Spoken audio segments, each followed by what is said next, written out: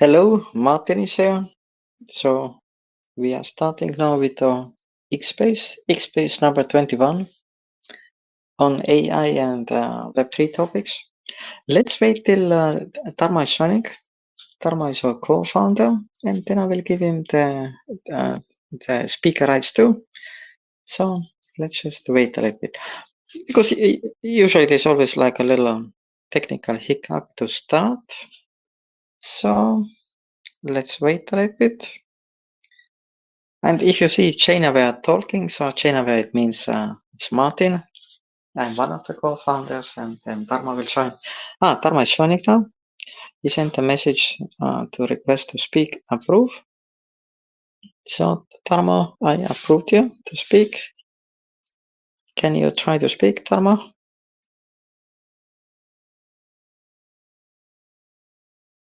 Hello. Okay, Tarmo, I saw your request and I approved you to speak, but I see you are still in the listener. Do you want to send it again, the request to speak? So every second X-Space, we have a little technical hiccup in the beginning.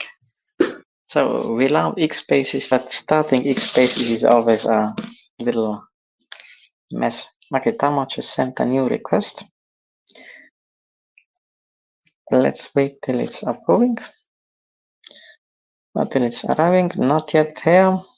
Okay, anyhow, so we are starting now very soon with the X-Space number 21. So let me click on Tarmo's name. Maybe I can make Tarmo to the speaker myself. Let's try. Nothing happens. Tarmo, you are still just a listener. I'm trying to convert you to the speaker, but it doesn't work. So let's wait a little bit. Maybe something will happen.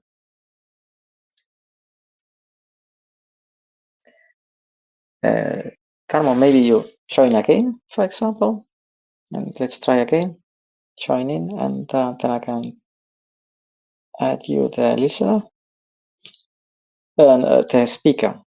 That I log out. Okay, Tarmo will log out and will join again. So let's wait a little bit. So we just have to wait a little bit. Sorry for this little delay. We have this every second X-Space. We have an issue starting it, but okay, now requested, approved. Tarmo, you are approved. Can you speak? Okay, I will send you invite to speak.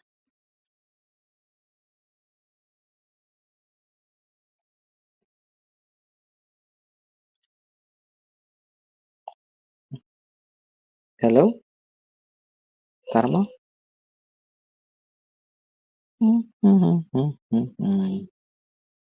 Okay, Tarmo, I sent you an invitation to speak. So maybe something will happen.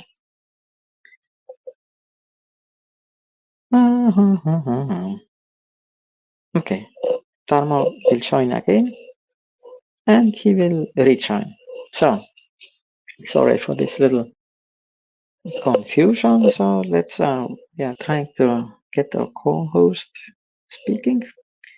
So I'm Martin here. I'm speaking as a ChainAware. I am Martin. I'm co-founder. Now, Tarmo, you need to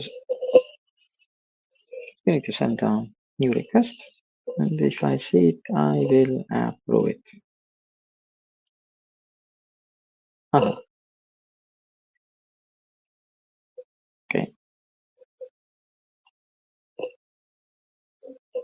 Okay,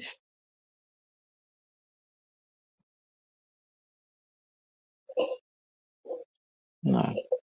Okay, we are still waiting.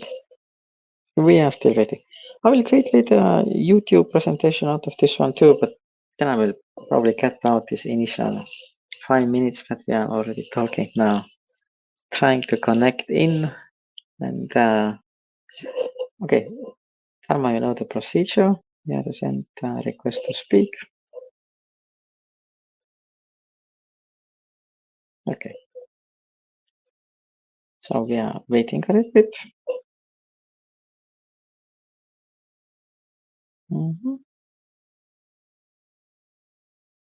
So it's interesting, Tama is joining in, then he's dropping off, joining in, dropping off. So let's hope that Tarma can then join. We noticed there are some issues if you join from the desktop.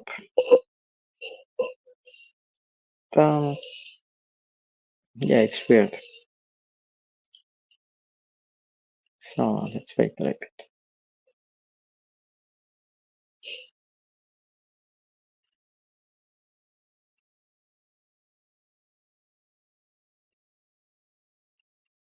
Hey, Tarma. I see you are now on the speaker. Hello, Martin. Can you hear me? Yes, what happened there? Do you know what happened? I don't know what happened. I logged in some 7 times and looks like now we have connection. Okay, so we will not touch anything. So we have 60 minutes. We don't touch anything. And okay, let's get started. So that's our today's 21st X-Space on AI and the Web3 topics. And today's focus topic is AI-based predictive fraud detection. So why do we need this? Now, okay, let's start with the intros. And first, sorry for this little hiccup here in 5 minutes.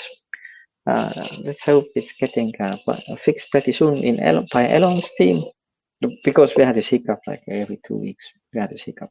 Now, let's start with intros. So, Tarmo, would you like to intro yourself? Hi, my name is Tarmo. I'm a co-founder of ChainAware and of Smart Credit. I'm a distinguished architect. I've worked in architecture over 25 years, built over 200 applications. My background, PhD by Nobel Prize winner, 4 master degrees. I'm also CFA Kaya. I know blockchain inside out. Yes, that's about me. Martin, back to you. Oh, okay, I'm co-founder of ChainAware.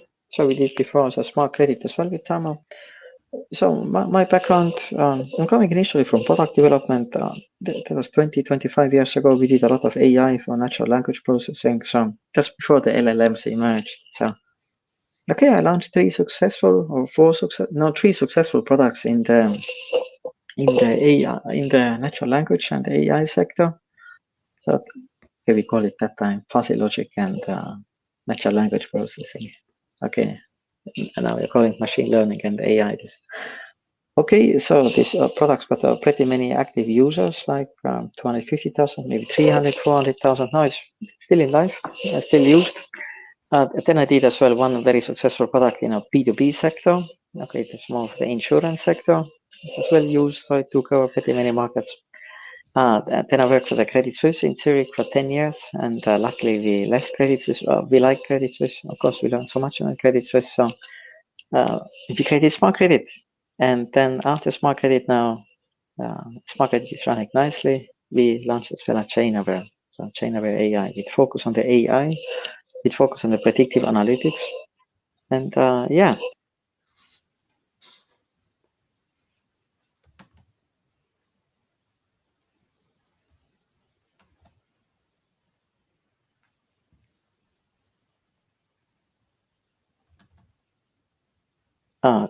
Okay, I saw my mic turned off. Tarmo, do you want to say some words about Tarmo, can you hear me? Yes, I hear you. Yes. Okay, would you like to introduce Smart Credit? Yes, Smart Credit is innovation. It's a big innovation. It's first of a kind. It's fixed term, fixed interest, borrowing, lending of crypto. And in crypto today, you all know mainly it is non-fixed term and mainly it is non-fixed interest. When you go into borrowing or lending contract, usually you don't know the outcome. and we built solution where outcome is known and it gives very high predictability. It's a successful product, it's live, it's used, and it's first of a kind. And we started using in smart credit AI for credit score. We had to calculate credit score of users just to know how well somebody is behaving. And we developed this algorithm, Martin. It was already some 3-4 years ago. And these algorithms became basis of ChainAware. So roots of ChainAware are actually in Spark Credit. But Martin, now your turn. Introduce please ChainAware. Okay, but let me add about the smart credit as well. Okay, it's of course a general discussion about the DeFi, and so you see, we're speaking of free market, we speak of invisible hand, and so. But then it's always a question if you take an interest market and if you take exchanges, so what is the invisible hand? What is the market mechanism? So, because if you have the AMM, automated market makers, there is no invisible hand. There is just a spot. Now I'm going and buying, but there is no expectations. It's because in the regular markets, we have order books, and order books, they reflect the expectations of participants. Now, some people think that the price is going up, some people think that the price is falling down, and they place their orders respectively. So, meaning it's just not that it's order book based, that the regular traditional finance is order book based. It's about that order books allow to manage market expectations, meaning you are creating this invisible hand, meaning free market system. Now, and the smart credit himself is as well an order book based system. It's an order book based Yes. fixed interest system, and these kind of systems are required. The order book based systems are required so that we can replicate the invisible hand, meaning the market mechanism, into the DeFi. Because at the moment the DeFi is just focus on the spot, now take current spot market, but there is no invisible hand. It's not the Yes, and expectation. no expectation, and it is just this exponential formula how price is calculated, and that's all. But nothing about future expectations. Okay, not Yes. exponential formula, but hyperbolic formula. So, Okay, oh, sorry, hyperbolic. hyperbolic formula, very simplified system. Now, but we are getting here into the invisible hand, and now let's jump to the ChainAware. Now, in the ChainAware, we are dealing as well with the invisible hand very much. So this invisible hand system, but okay, we have discussed this in our previous uh, previous previous topics now, but we are always very concrete. So we are speaking about concrete products, about concrete use cases. Just this a side remark of invisible hand. Okay, now in the chain where we are doing predictions, and we are doing predictions about the wallets. We are doing predictions about the contracts. We are doing predictions about the behavior. Now we are doing predictions about the fraud. Like today's topic is the fraud detection. It's a prediction. So we are predicting fraud before it happens. We are not just like some crypto AML tools are saying there was a fraud. Now let's create a visualization how the flow of funds fast. No, we are predicting on this address there it will happen in the future. And now, of course, if someone is telling you it's a prediction, you always have to ask what's the prediction accuracy. And we don't hide it. All prediction accuracy is 98%. And we have backtested this on the crypto scam DB, and it's an open database of the Ethereum addresses and the BSC addresses, like the fraud addresses, and its all algorithm is predicting 98% before it happens. So 98% Before. before. Now, and then we have as well a rug pull detector. So it's a predictive rug pull detector. It predicts rug pulls happening in the future before the rug pull happens, not after the rug pull happens. And rug pulls are, of course, okay, for the new listeners, then rug pulls are very specific, because rug pulls means if you are in this pool, in the moment of rug pull, you lose everything. It's not that you're doing a little trading, you're losing 20%, 30%. No, you will lose everything. That's a rug pull, and we predict rug pulls before it happens. And we will speak a little bit about the rug pulls and fraud related to fraud detection today too. And in a chain where the third peak model, of course, we have a credit scoring as well, a credit scoring system. But credit scoring is okay. It's mainly used in a fixed interest scoring systems. It's less used in the simplified DeFi that we have the money market systems. because money market systems are over collateralized. If borrower is not paying, just let's liquidate his collateral and everyone is happy. Actually, you don't need to liquidate his collateral. You just let the loan running till there's still little collateral and you just liquidate the loan. So it's self-liquidated. Now, so credit scoring, let's use it. But then the next big component that we have in a ChainAware is a user behavior prediction. So we are predicting user behavior, what the wallet owners are doing, like who is doing not only fraud, but who is a borrower, who is a lender, who is a trader, who is a gamer, who is a gambler, who is a staker, and so on and so on. So we are defining the personas. And we predict who is which personas, who is which combination of which personas.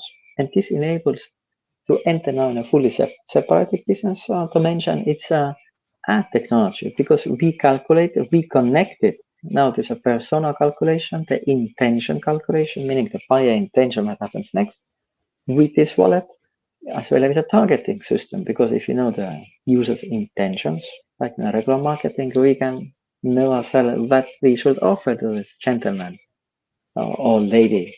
So, and that's in a ChainAware. So that means it's a fraud, raffle detection, credit scoring, all predictive, and a predictive behavior analytics, which is connected with a targeting system, which means in a Web3 ad tech. But we have spoken now about ad tech, I think, last 3, 4, 5 X spaces. So we decided that today we speak about the fraud detection because some people are asking like, can you do ad tech without the fraud detection? We say no. These two disciplines, two business concepts go very much hand in hand. But today we focus on the fraud detection. Yes, let's focus on the fraud detection today. So that's the topic today. Okay, Yes. before I'm talking too much now, do you want to speak a little bit about the Web 2? Web 2 and fraud detection. So Yes. to summarize.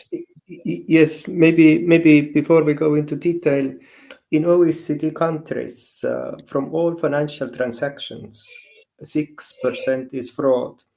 This number is not maybe very well known, but it shows you how big is fraudulent activity even in current fiat monetary system, and that it is there and it don't disappear.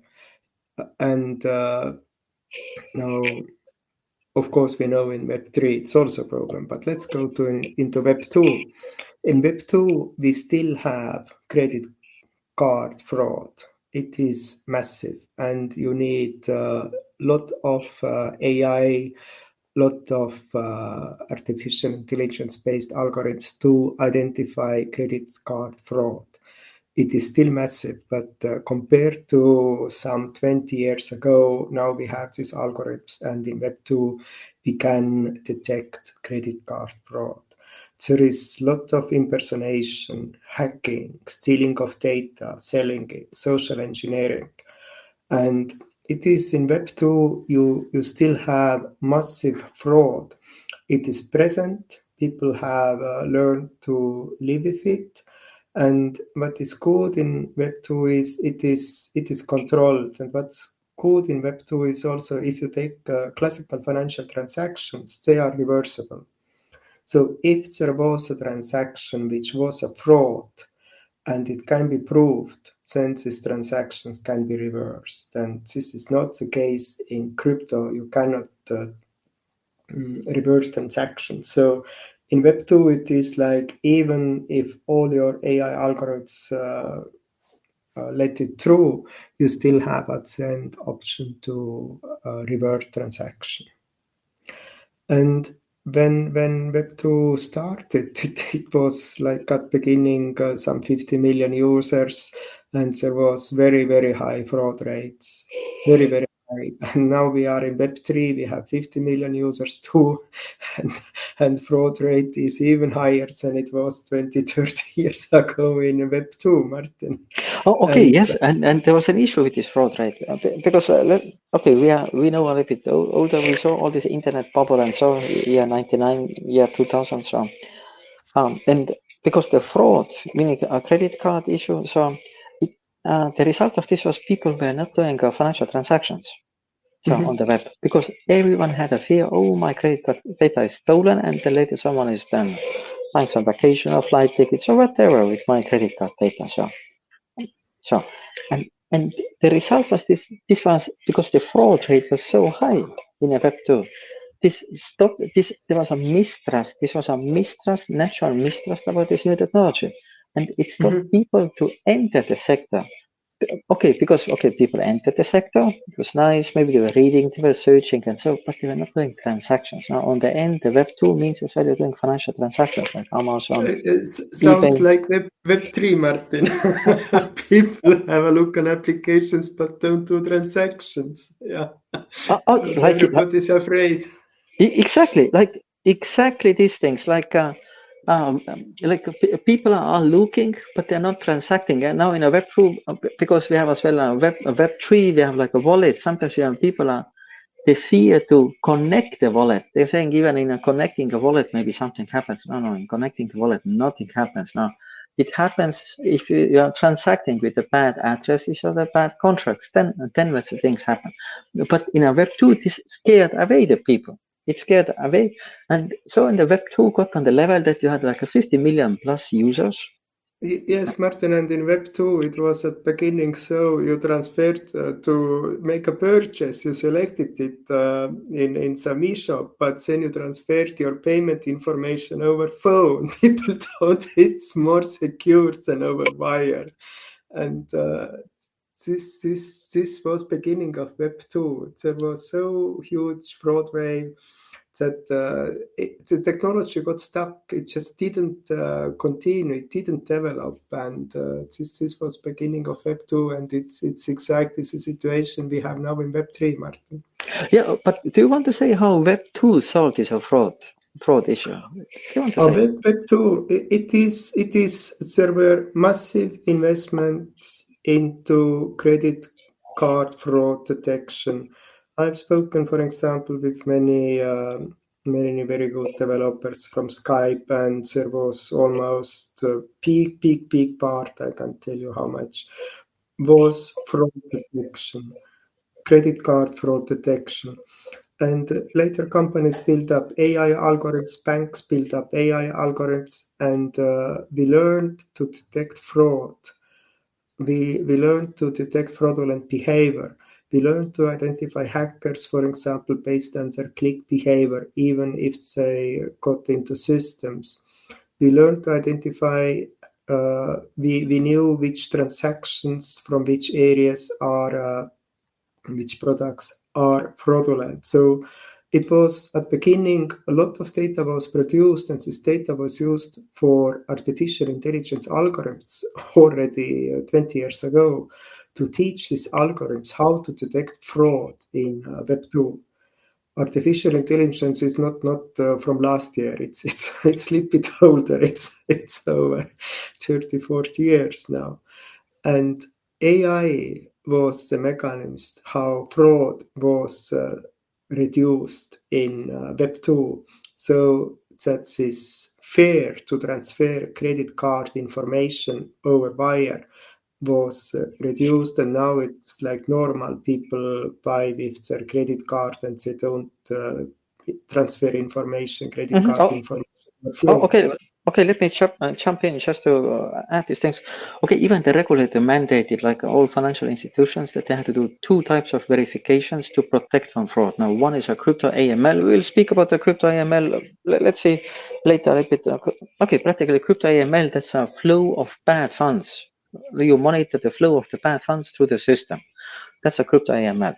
And the second was a transaction monitoring. And it was mandated for any financial institution, for anyone who was doing financial transactions, meaning sending client funds or pass-through client funds, had to do both of them. Crypto AML, not the AML, fiat AML, meaning flow of funds, flow of bad funds. Okay, bad funds from the black sources, they have to be excluded, to avoid the money laundering and so. We work with the Credit Suisse, we can give lectures about this money laundering, how it works. Exactly. And fraud detection is mandatory for banks. They have to do it. Now, for every transaction which goes through Visa networks and banking networks, you have to run fraud detection. If you don't do it, you have compliance issues. And now maybe let's say a little heads up on the Web3. Now in the Web3 event, like in the OECD countries, there's now this like virtual asset service providers definitions and so on. And on this, all of these platforms, the regulators are mandating the same. Also the financial platforms and traditional finance in the Web2, Web1, the banks are still in the Web1 sector. It's mandated. The crypto AML is mandated, and the crypto transaction monitoring is mandated. Now the first one is using the AML algorithm. The AML algorithm is the most standard flow of funds algorithm. So you start like let's say you know where the bad funds are, and you look how the bad funds are flowing to the system, and you have the ratio then of the bad funds in certain addresses, and this gives you the so-called AML score. Now, the higher the AML score, the more bad funds you have in address. The lower the AML score, the less, okay, preferably 0%. So that you have. That's the flow of funds, but it's easy to fake. Okay, we're not going here giving advice here how to fake these things, but let's say some very famous players like I think one was called Chaina, like something Chaina something, which received like a 500 million investments. You can verify this company via the Crunchbase. So I think it's 512 million investments that they received. Even they failed on this simple crypto AML algorithm now. But it is because these algorithms you can fake now. But the second is then the AI-based transaction monitoring. Now, because these things what you can fake now with the AML, probably transaction monitoring, you're going in a fully different dimension. You start to look on the dynamical patterns.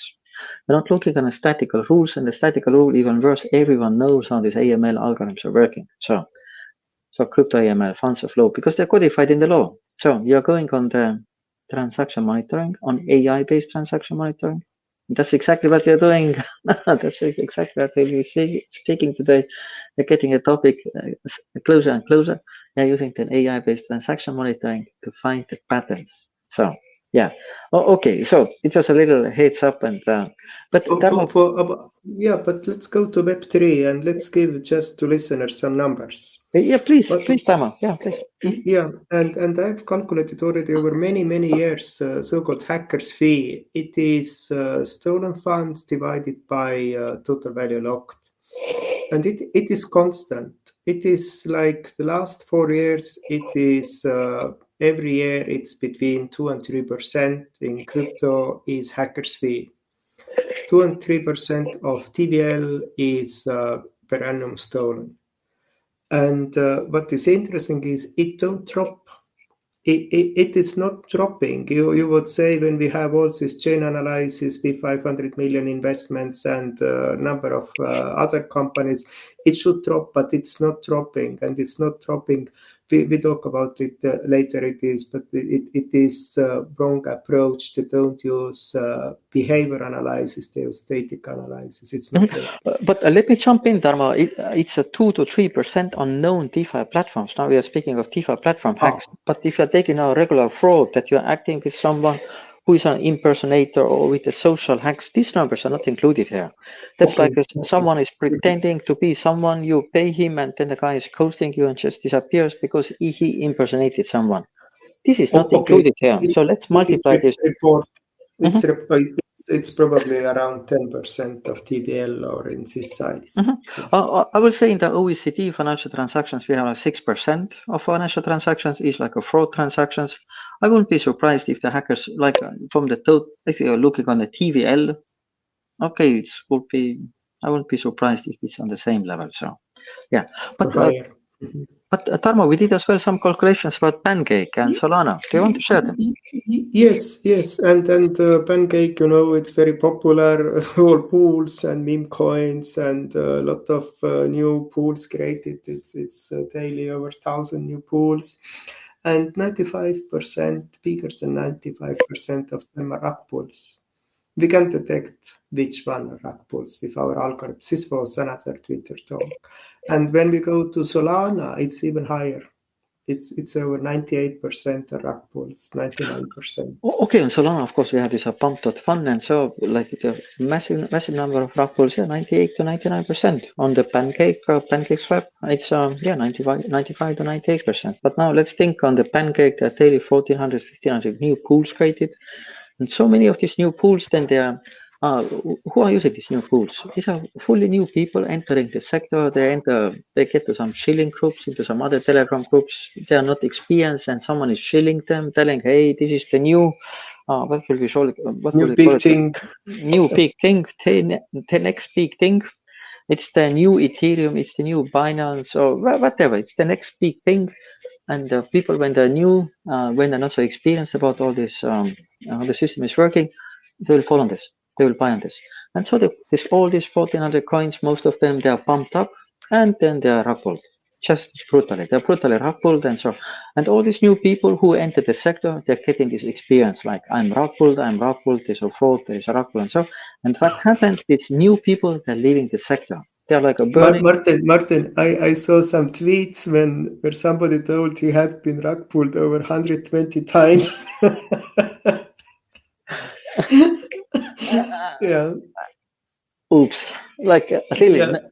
no comments. But okay, like people are getting roughly 2, 3, 4 times and they're leaving the sector. Okay, and then people are learning, they are learning about the shilling groups, they're learning all of these things. But you see, all this learning process, it will take you some time. It will take maybe 6 months, maybe it will take 12 months now. The issue being, people are leaving during this learning process. They leave the sector and probably they're telling to their friends as well, oh, this sector is very bad, the fraud ratios and so on. Now, but this is the reality. This is the reality. And what we see in the Web3, there's always talk about all these nice DeFi platforms and all and so, and everyone is speaking, we need to grow the ecosystem. And Tarmo and I were saying, hey, listen, guys, the issue that we have here in the Web3 is fully the same that we had in a Web2. Web2 was dealing with a very high fraud ratios, and Web2 started, okay, one was the crypto AML, that was easy to bypass, fiat AML, easy to bypass, and the second was then transaction monitoring, which then monitored the dynamical behavior, and we had these systems, you took the fraud ratio down. But the same must happen in a Web3. People cannot just complain, hey, Web3 needs more code, why the number of users are not growing. It's not growing because people are frauded. People are getting into these shilling groups. They are frauded with these rug pulls, like we said in a Pancake, 98%, 95 to 98%. Okay, on the Solana pump.fun, by definition, is just having fun and speculation. But yeah, it's a 98, 99% of the rug pulls. So people are burning their fingers now. And we have the rug pull detector, Predictive. We are saying it before it happens. In the same way as we are having this against the impersonators, like, okay, Tarmo said the hackers fee 2 to 3%, that's on the platforms. It's a platform hackers fee, but then we have all these impersonators, social engineering, like someone is pretending to be someone else, offering you some service or whatever, selling you some service. Okay, we have so many people who are offering us some services, and we are sending them always ChainAware link, saying there's like a where you can log in, where you can audit your own wallet.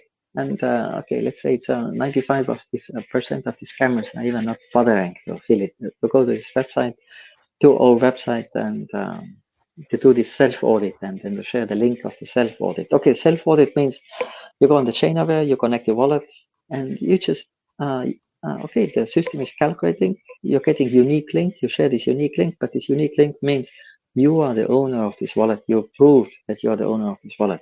Now, 95% of these people who are then approaching me or Tamo, they even don't bother to reply to this request. So it's the scam ratio in the sector very high. But what is the story now? You have to take this. Okay, these are the scams, impersonators. You have to take the rate of scams down, because by taking rate of scams down, you create a trust. And by creating trust, the new people who enter the sector, they're not leaving the sector. They stuck around the sector. This learning phase, 6 months, 9 months, 12 months. Oh yeah, I mean that's the story. That's the story. Yeah. Mhm. But Martin, let's just make it very, very clear. Web 2 became mainstream because Web 2 solved two issues. The first is fraud. Web 2 solved how to detect fraud, especially transactions monitoring by AI. And second topic we discussed last Twitter talk, it was Web 2 managed to reduce acquisition cost. And it was solution for fraud and solution for acquisition cost. And this was why Web2 started growing. And our hypothesis is if we solve these two issues, fraud for Web3 and also reduce acquisition cost 10x, 50x, 50 times, we will see in Web3 it's the same growth or even more growth. But let's speak now, let's focus now on fraud. Let me just say very fast about acquisition cost now, because we have, okay, in ChainAware we have these two business pillars. Okay, one is a fraud detection, the other is the user acquisition system, the Web3 ad tech system. For example, we're speaking with many potential clients, with many clients, like, in fact, we are seeing that it's the acquisition cost. Acquisition costs in a Web3 are so horrific.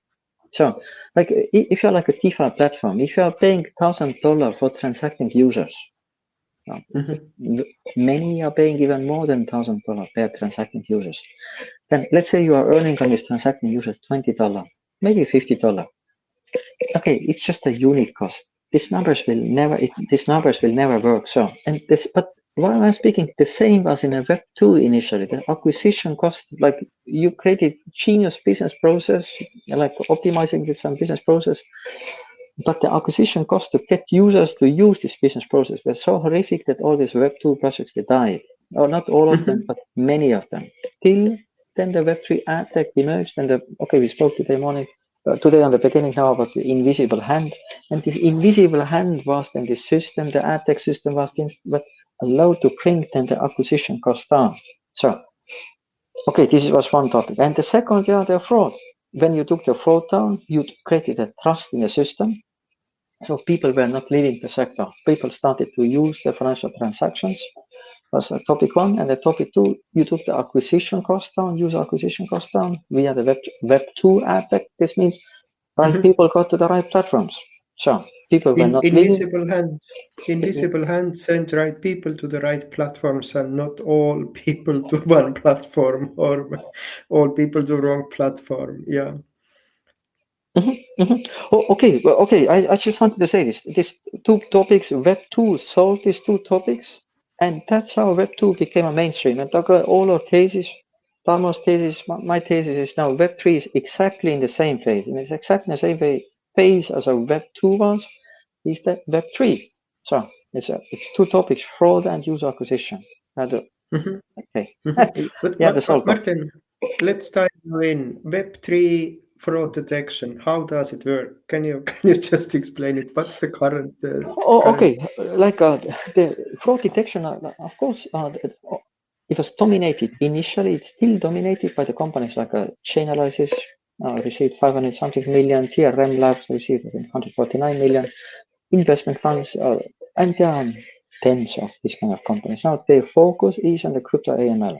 Now, why the regulator is saying do the crypto AML?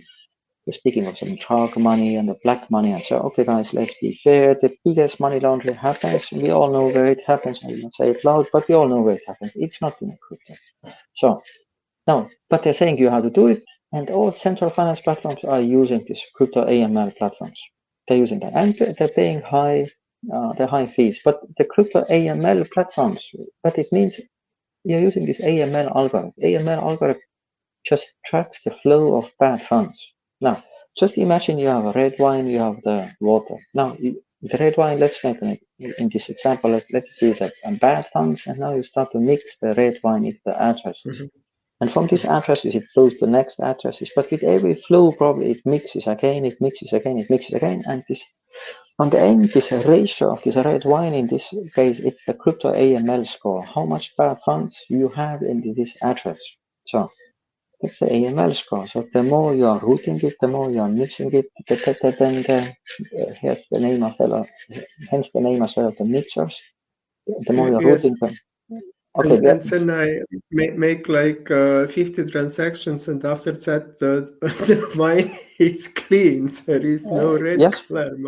Yeah, it's clean, and that's how you just the systems are bypassing the crypto AML.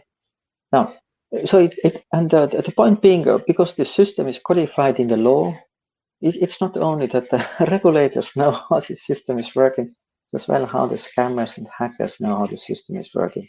They know how to bypass it. They know, and it's a huge industry. It's not huge interest in the crypto, it's huge interest in some other currencies. We will not go into these details, but we work in a Credit Suisse. We know from Credit Suisse and so on. It's a huge industry, and there are huge fees. And there's a lot of smart people who are trying to bypass the system. So crypto AML and fiat AML, it's not enough. Doesn't work.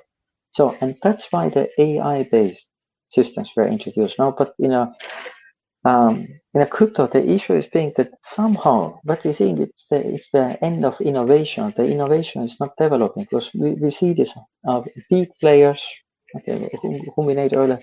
They're very much focused on the crypto AML, but there is a second pillar which is required. That's a transaction monitoring via the AI-based fraud detection. It's the same as Web2. The same as Web2. Now, and the AML is a statical rules, and the opposite side, the hackers, they know these statical rules. They know how to bypass. Now, so, but the issue being now in the crypto sector, the AI algorithms, meaning there's a left hand is an AML and the right hand is an AI, so transaction monitoring. All transaction monitoring is done in the AI. So it has to be done with the AI. It is done with the AI in the Web2. But this is somehow underdeveloped. And now even worse, if you're taking now the Web3, now if you're thinking on the systems like Chainalysis and TRM labs and so on, the systems are like for the Binance, for the Kraken, but there were other big exchanges. Now these other big exchanges have compliance departments. Like in a traditional finance, Credit Suisse, UBS, they have their compliance departments. Now they can stop the transactions, they put your account on hold, they send you tax declarations, send you other proof of documents and so on. Okay, it works in central exchanges, it works in traditional finance. It does not work in Web3. Just doesn't work in a Web3. In Web3, when you submit a transaction is gone. So that means try to reverse it. there's no. So you need predictive compliance. You cannot have backward-looking compliance. Like all these systems which they built for the backward-looking compliance. You look backward, you say like, oh, now send me a tax declarations. Where is money coming from? So because you have like some crypto AML score which says something is bad. Now, and that's the issue. That's the issue because these tools which are there, they are very AML focused even for the Web3, and there's so little on the AI focused, meaning on a pattern matching focused. So, and that's the issue in the Web3. So, one part of the fraud is checked, but the other part is totally unchecked, meaning the Web3 users are very much unprotected. And so we see this non-missing protection on these two dimensions. One is just this regular fraud. Okay, just impersonators, social engineering, you name it. The same that is happening in the Web2. One topic, and the second is these rug pulls that we're speaking. 95 to 98% on the Pancake, 98 to 99% on the pump.fun, Yeah. on Solana. Yeah. Yeah, Yes, Martin, and maybe it's the key is you have to detect it before it happens. Before it happens, not after it happens, because you cannot reverse transactions. But the legal situation is in Web2, you can reverse transactions. And now we use in Web3, it's the same AML algorithms. But because you cannot reverse. Because they have been codified in the law, and it works perfectly with central finance, with the CFA, with Binance, with Kraken, with whatever exchanges there are. I don't have that popping up and disappearing. So it works perfectly with them because in these exchanges you have a claim on your assets. You don't, legally speaking, you give your assets to that, like this famous Celsius terms and conditions. Legally speaking, Celsius was the owner of your assets, and you lend your assets to Celsius and you could claim them back. So always look on the terms and conditions. So who is the legal owner of the assets? So do you have just a claim on your assets? No, because probably you have only claim on your assets. But the assets are on their cold wallets. So meaning they are controlling access on these cold wallets in the same way as the traditional finance is controlling the access. So in centralized finance, in centralized exchanges, it's okay to use these crypto AML tools as they are. It's okay. You can block transactions. Now, if you're on the Web3 and what you're speaking about, we have to get more people into the Web3, more into self-custodial wallets, away from centralized finance, away. That's all the idea for Web3. This was all the idea for blockchain. This was all the idea of the Bitcoin, self-custody. Not that someone is doing custody for you, the Binance, the Kraken, Coinbase. So you do the custody. But this custody has to be preventive custody with a preventive AML, Yeah, with a and currently it's like all these bad addresses are labeled statically after fraud, and but there is no detection of bad behavior, and you cannot detect statically the bad behavior, and it goes even further. There is also this smart contract analysis, like you analyze statically to static analysis and try to detect fraudsters. But it's in dynamic environment and it's dynamic. You cannot detect it, and since there are all these contract audits, so if you are DeFi platform, you have to do 3, 4, 5 different audits just to show, hey, my contracts are secure, but it don't help you because you are in dynamic environment. It's impossible to predict all paths in your contracts in uncontrolled environment. It's mathematically impossible. If you would be in an environment which is static and which don't change, you can predict mathematically.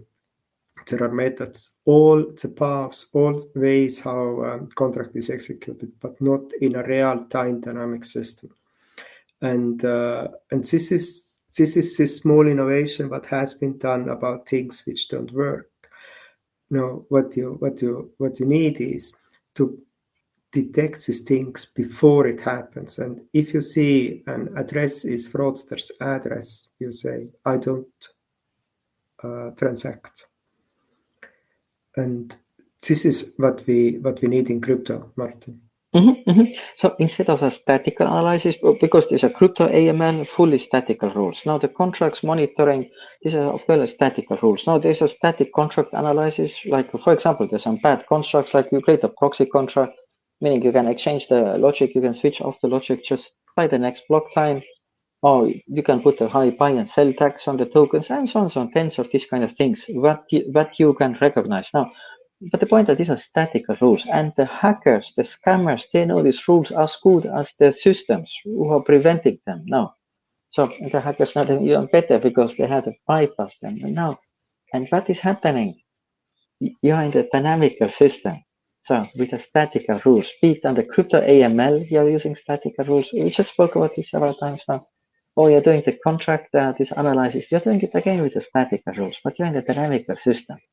And now, if your adversary is in a dynamical system and you respond to with the statical rules, okay, I will just say Known statical rules in dynamic system. Who is going to win? it's an easy prey, like easy deal, easy prey. So, because the other side is dynamic and you are static with the published rules.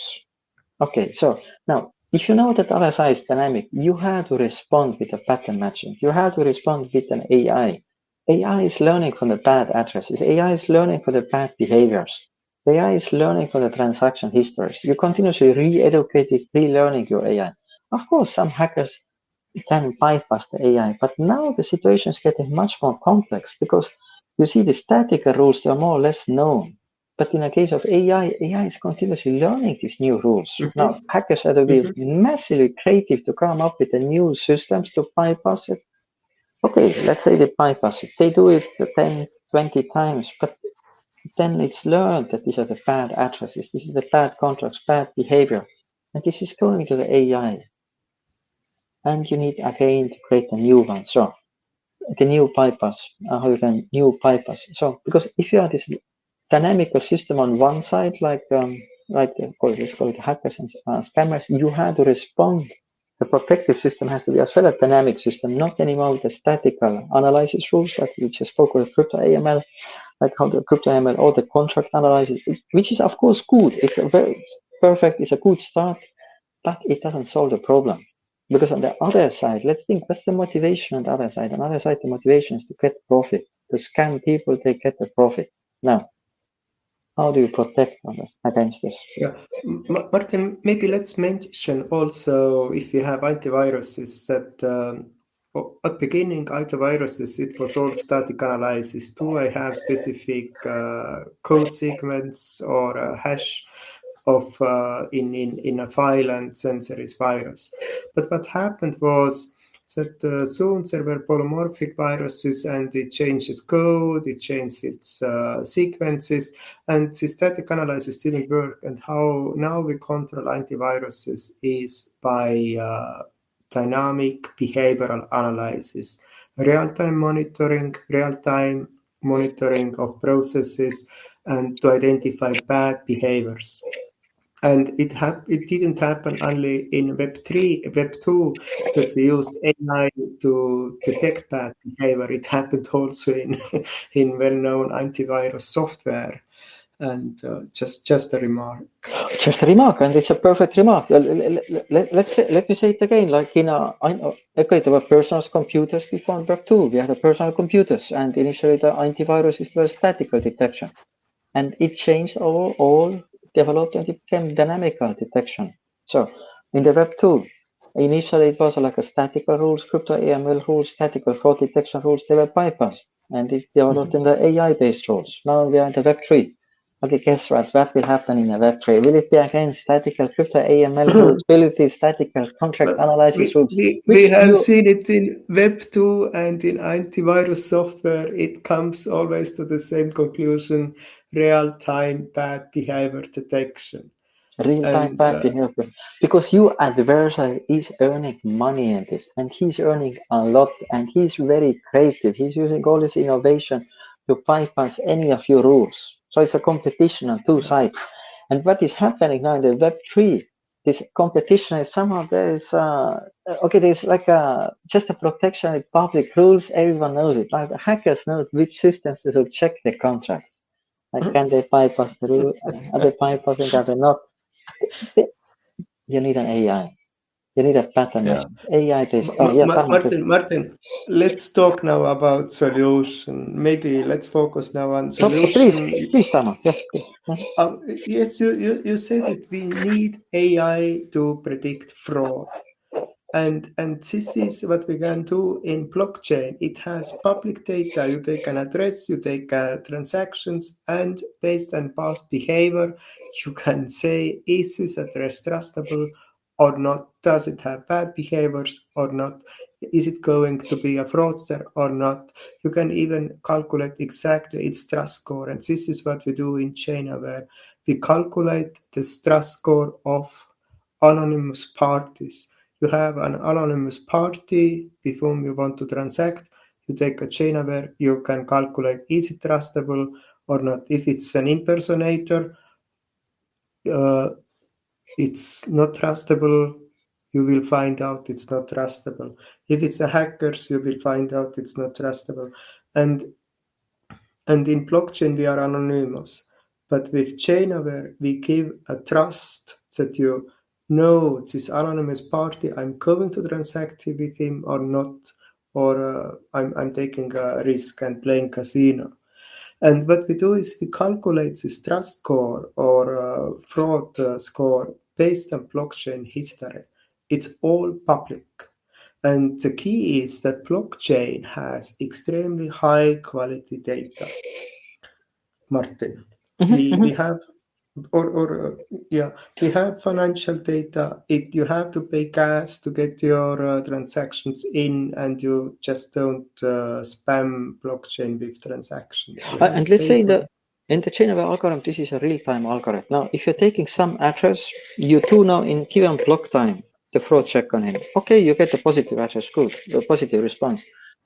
But if he's transacting again, if he's doing some other transactions, okay, the address is evolving. Maybe after 1 or 2 days, he's doing some bad transactions. He can well get a like a negative Mhm. prediction value. Now, in case of a crypto AML, the addresses are just marked bad or good, and so there's a static algorithm like which everyone knows. Um, so, but the fraud detection has to be real time. You're doing new transactions. You check the address, you will get probably different answer. but you got it before. That means different block times will give you different answers on the addresses. Of course, if the address has a very long history, then adding new transactions, it doesn't matter so much. So, because the pattern is always already established now, but if you then have the young addresses, so adding new transactions is giving a lot of information. And based on this, in real time, the fraud score, how we call it, trust score. So, okay, a fraud score meaning how high is the fraud probability, trust score meaning how high is the trust probability. So this is changing. So it's real time. Now, and let's say you have this impersonator. You have someone approaching you, offering you some deal or offering some service. He's doing some Web3 design. He's writing code for you. He's doing whatever other services. Like you're getting like every day 10 of these kind of messages, at least plus minus on your Telegram account. Just send to each of them like a ChainAware AI audit/mine. Tell them, hey, thank you for approaching me. I very much Show your appreciate it. audit. Share your audit. And meaning the user has to connect his wallet, sign it, meaning proof that he owns this wallet, and share this unique link to you. And this unique link proves that he is controlling the address he signed, meaning he controls the private key of this address. And you see all his fraud prediction, but not only fraud prediction, because we have integrated this as well with the behavioral prediction. So you see as well his behavioral intentions, like how much risk he's taking, is he risk taker, what is his experience. Now, if someone is claiming to be very experienced, let's say, person, and he's giving a new address, you tell him like, hey, didn't you just mention that you are very experienced? Give me your real address. Now, meaning with address, you create a trust. So you can stay fully anonymous, but with address you create a trust, or you create a non-trust with your address. And the more now the Web3 evolves, the more important these address histories are becoming. Because these algorithms, as we have developed these ChainAware algorithms, they're becoming more public. People will learn it. And people start to think, and it starts to self-discipline the people. If people know, okay, of course, hackers are looking for the ways to bypass our algorithms, but let's say 99% of people, they know that good address history means that you're delegating your trust to other persons. You can say, this is my address. Look, this is the calculation. You can trust me. So that means we can exclude the bad boys. We can include the good boys. So do you see? It's that trust is not only that I will exclude the bad boys. Trust is as well that I know who are the good boys with whom I can interact. The good boys, they can be anonymous. Let them be anonymous. Fully okay. But you can transact with them because the blockchain history doesn't have the bad patterns. Now, we're not going to those bad patterns because it's our AI is recognizing them. They are trained our AI with zillions of these bad addresses. So AI recognizes it. We let the AI do this work. Now, but you have this both sides. You have the fraud prediction, exclude, or the trust prediction, include. So both sides. And if you are now the Web3 platform, you're getting like the wallets, the platform, people are connecting to wallet. You can always analyze. And okay, but we recommend if you get the bad addresses on your on the platform, you just shadow ban them. You just kind of exclude them in a way of shadow banning, meaning they can be on the platform, but you will not transact with them because it's your interest to keep your platform safe. You don't pay from the bad addresses. But if you see good addresses coming, that's what you want. You want to have good addresses. Give them special offers. Give them something, but something so that the guys want to stay on your platform. So you see, it's inclusion, trust, or it's exclusion, fraud. So both sides. And that's what you have, yes. That's all technology. It's real time, meaning it's calculating every time when you're calling the API, we have these two modes there, either give the last calculated value or the recalculate. And the recalculation plus minus is a real time. Of course, it's a very big addresses. Let's take like Vitalik. So big addresses, it takes 5 seconds, plus minus 5 seconds. So, but then a regular address is 0.5 seconds. Or if you want to go on the pre-calculated values, then it's even faster. And you have pre-calculated zillions of addresses, but let's say then every block time the value is changing, especially if you are like starting with them, starting with the transaction histories. Yes. Oh, Tarmo, I'm talking too much. But let's Martin, and yeah. maybe emphasize this solution is live. This AI is live. Everybody can invoke it. Everybody can use it, and you will recognize, can you trust your party? Is it trustable anonymous party, and increase your success rate in Web3 world. And it's the same like in Web2. Trust detection or fraud detection was the one of two keys to succeed for Web2. And now we have this technology in place for Web3. Web3 can detect transactions which are bad. We have this technology now. Mm-hmm. And it's not just that we detect bad transactions, it's about detecting bad addresses. So it's Yes. not just bad transactions, but because there are alternate systems which are maybe looking on some concrete transactions and saying this transaction is bad. But if you see this, usually they are like based on the statical rules. Now, we don't have statical rules in the system. The rules are dynamic. All the rules are dynamic. It's the AI who decides it. And if you're speaking of the AI, okay, guys, we are not using OpenAI models. We are not using LLM models to do the fraud detection on the blockchain binary data. We have our own AI models. We trained them, I don't know how long, like 2 or 3 years we trained them. We continuously develop.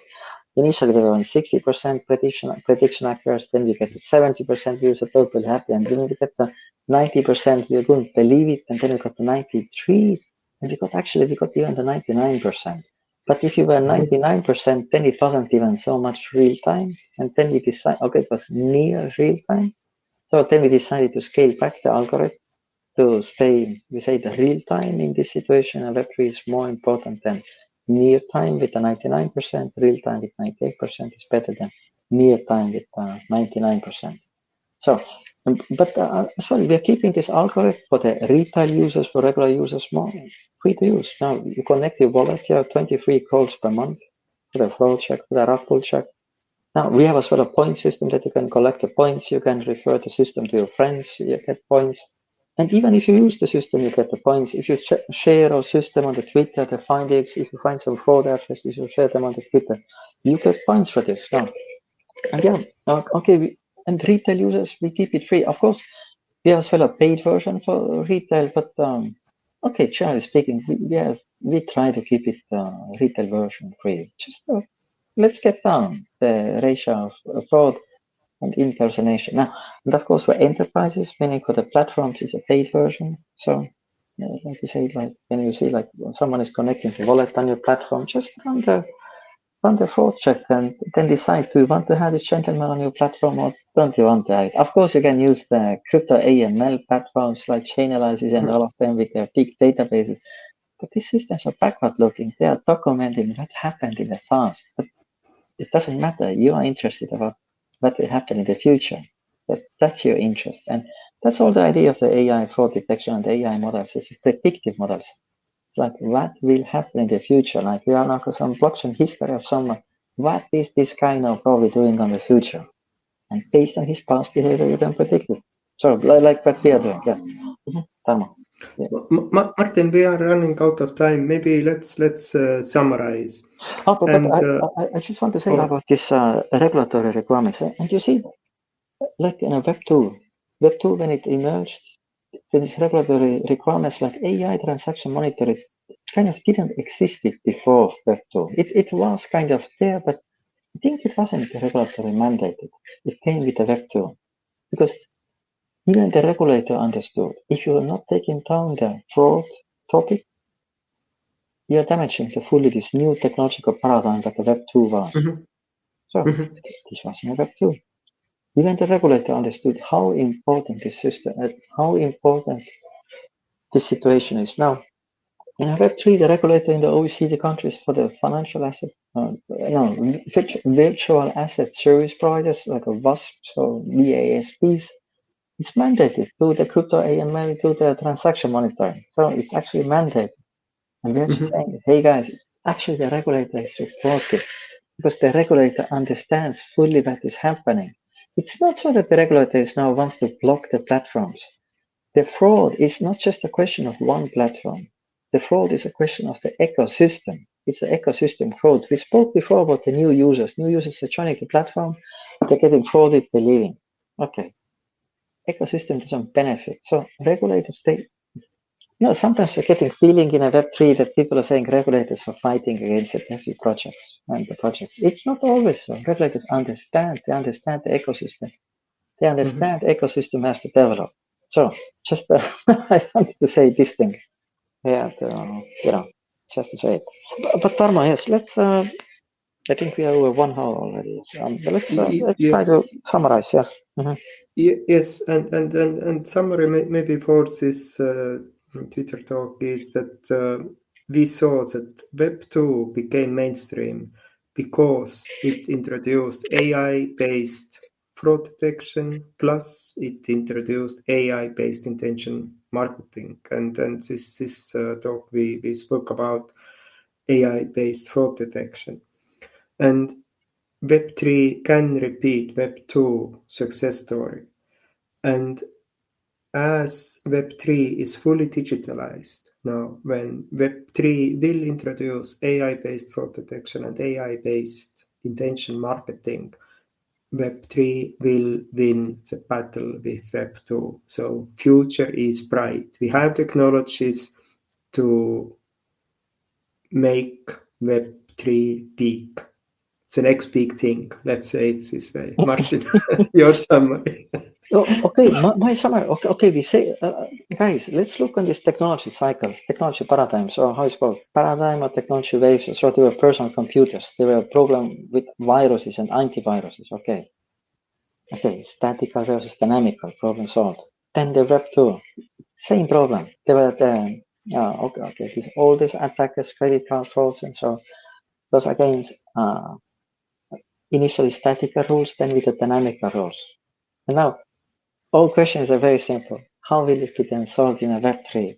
Is it then solved with the statical rules or is it then solved with the AI?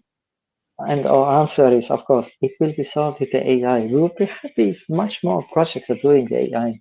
Like if they are training their own AI models, if they're using the AI, not just they're using LLM, or not just using OpenAI. Now, guys, data is there. Use it, and because it's not just about one project. Look, it's like the Web2. This technology paradigm will succeed if the fraud is taken down, and it will succeed if the customer acquisition costs are taken down. Now, the customer acquisition cost, okay, this is now here at Twitter Space number 21. Every 2 weeks we have a Twitter Space. Now, about how to take down the customer acquisition cost, I think we spoke about this in the last 3 X Spaces. Now, today we say like, hey, we are speaking so much about customer acquisition, how to reduce customer acquisition. Let's speak about that, how to take down the fraud.